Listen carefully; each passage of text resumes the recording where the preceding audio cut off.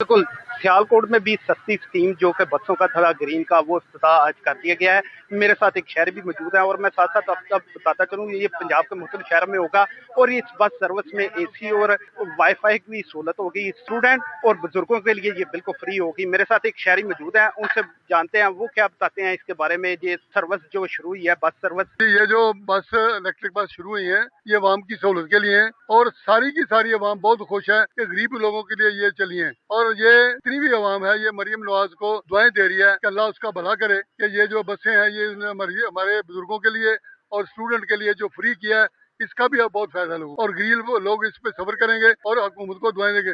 हम ये चाहते हैं कि मुझे ये अवाम के लिए भी और भी ऐसे इकदाम करे जिससे लोगों को फायदा हो। नाज़रीन, जैसा कि आपने देखा शहरी बता रहे थे कि वज़ीर आला पंजाब का हम शुक्रिया भी अदा करते हैं। ये गरीब अवाम के लिए और बुजुर्गों के लिए ये सहूलत बहुत अच्छी है। कैमरामैन टीम के साथ इमरान अशरफ, वक्त न्यूज़ सियालकोट।